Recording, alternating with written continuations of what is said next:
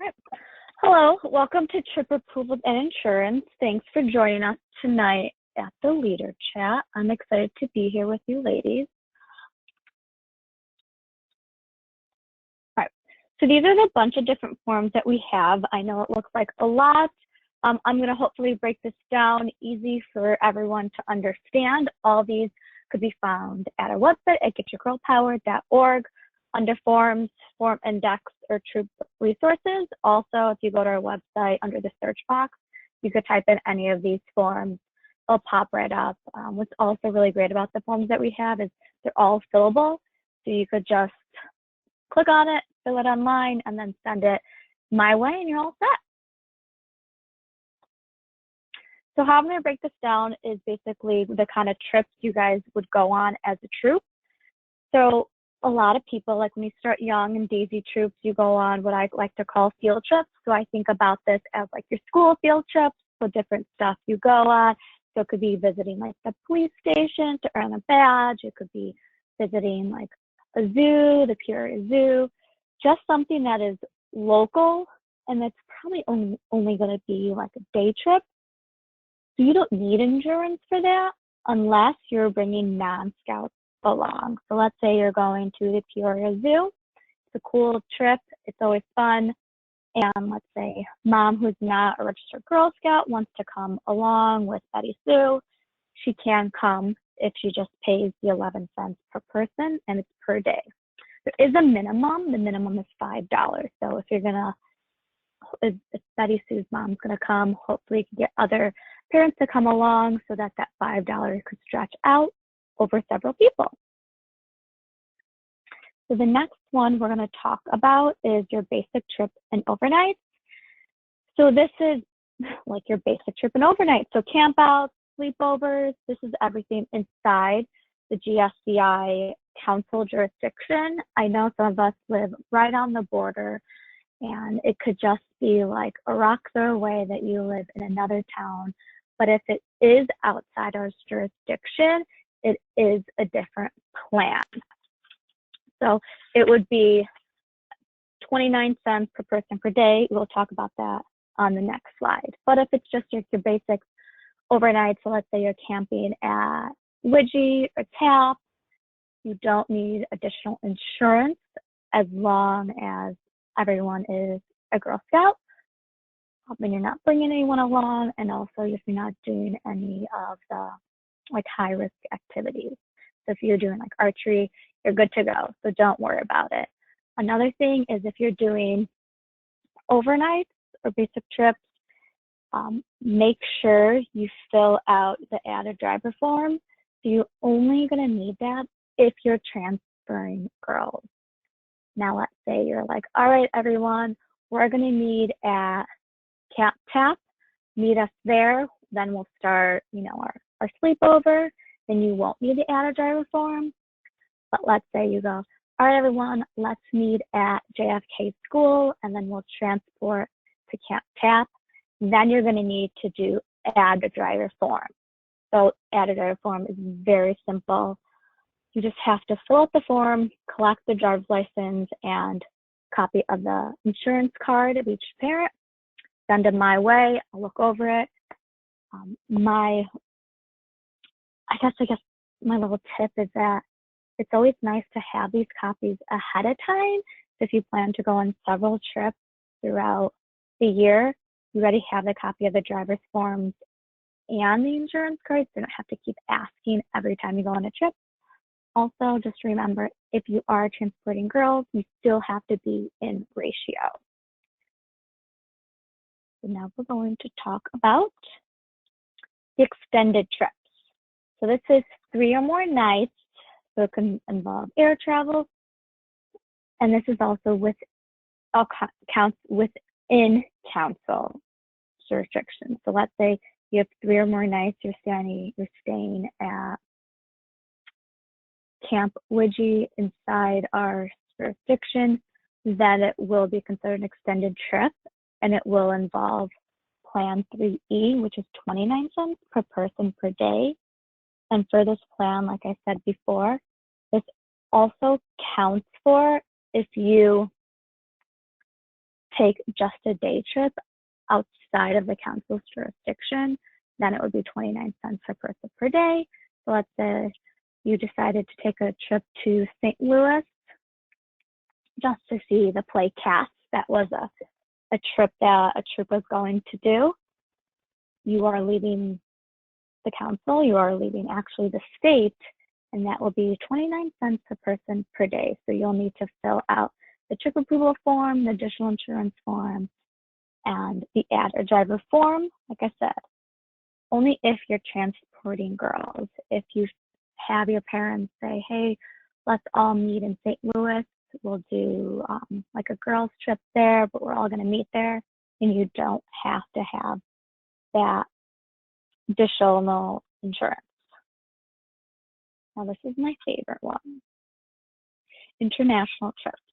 I hope that all the older girls get to go on international trips. It's a great way to explore and to meet new Girl Scouts all over, hopefully to visit a World Center. It's a great adventure before they actually graduate and go to college. So this one's also a little more difficult to do, only because I have to ask for an itinerary, and it should be done 6 months prior to departure. It doesn't always happen, but I could work with you. So for international travel, you'll have to fill out like the trip approval form, the additional insurance form, add a driver form, and then on top of that, I will need an itinerary, and then every single person's full name. So for example, let's say her name is Jess Smith, and you put it on the form. I'm actually going to have to need her full name, Jessica Smith. We have to submit it that way, so then you are fully insured. That's how Mutual of Omaha, that's where we get our insurance, gets it from. They want it that way. It's easier. We're also going to need their birthdays. Hopefully you have that. If you don't, I can help you and work with you to get all that information. Now this insurance is Plan 3PI. It's $1.19 per person per day. Another thing with international trips, if you look on our forms, there is a form called parent permission forms. I do recommend you, not only for international trips, but for all trips, if you want to print that out, have your parents sign it ahead of time. It just kind of gives you the basic guidelines of giving permission to go on a trip. Very easy. They get a copy and you get a copy as well. Now, a lot of the questions I get, or maybe the questions that you have, is that what is considered a high-risk activity? Now, if you go, once again, to getyourgirlpower.org, there is the safety activity checkpoint. So that's the SAC book, or the, did I say that? Yeah, SAC book safety activity checkpoint. And in there, I know it's a big PDF document. It will map out different criteria if you know if it's a high risk activity. So if you're wondering if canoeing's a high risk, if you're worried about axe throwing's a high risk, you could just look at that form, just search it to see if it is or not, and if you need additional insurance for additional insurance only costs 29 cents per person per day. I would think you'd rather be safe than sorry. Always go and look at the safety activity checkpoint just to double check. It takes maybe 5 minutes to check it. I highly recommend it.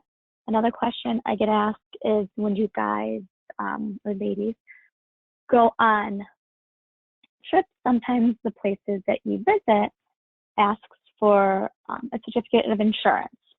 Now that is something that Terry Walters, who works with the Girl Scouts here, she will get that certificate to whatever resort or whatever facility you are working with.